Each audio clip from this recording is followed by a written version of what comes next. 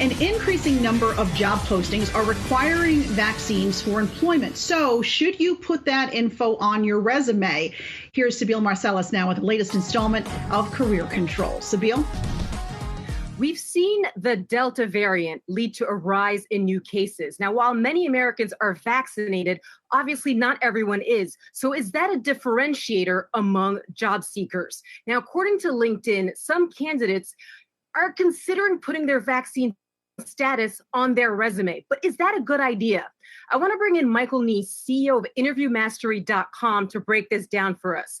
Michael, you've spent over 20 years in HR at various companies, mostly in recruiting. What's your take? Should job seekers put their vaccine status on their resume? Well, I'd say the short answer is no, not yet. It's not going to give you a compelling differentiator on your resume. For example, if you were in the security business, you might put, have top secret clearance, but that gives you a promotion. It encourages the reader to contact you, but the vaccine status is not yet a showstopper. Companies are, as you mentioned, Indeed is seeing a real spike in postings that say we are going to require vaccinated employees. And it's going to become just like any other screening that companies do before they have you show up for work. For example, companies do all kinds of reference checks, background checks, credit checks, drug tests. And then eventually they're going to get to having you verify your COVID vaccination status. And Michael, you're saying not yet, but for those who feel like it's going to help them now and decide to put vaccine status on their resume, is there a difference in the views of employers if someone were to highlight that they did not get a vaccine or say that I did get a vaccine? I mean, how do employers interpret that kind of information on a resume? If you state that you are unvaccinated, that is potentially going to have an adverse impression to the resume reader.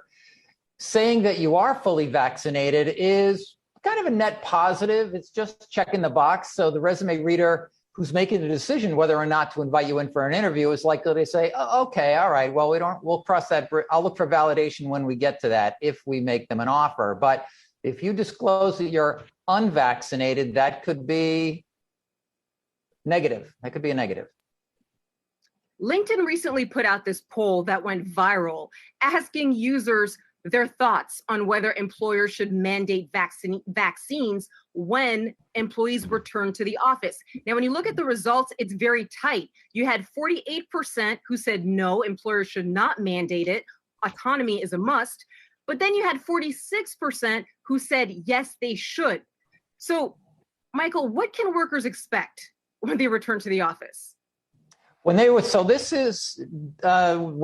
to the office, this is different than remote workers. So if you are returning to the office, you would expect the employer to adhere to some of the regulations under OSHA, which is where the employer is required to provide a safe work environment. So if the employer does not act proactively to create a safe work environment, then they put themselves at risk, not just their employees. So you'll see it'll become more and more common for companies to insist that their employees, when they're coming back into the office, that they have to validate their vaccination status, or they're going to have to agree to frequent testing and to wear masks when they're in the office.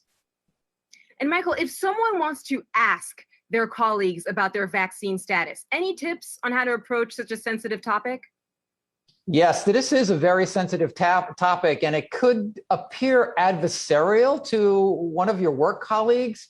So what I would recommend is if you're vaccinated and you want to check the status of one of your coworkers, you could say, hey, I got my disclose when you got vaccinated. Hey, I got fully vaccinated back in April and I had these kind of symptoms. What happened with you?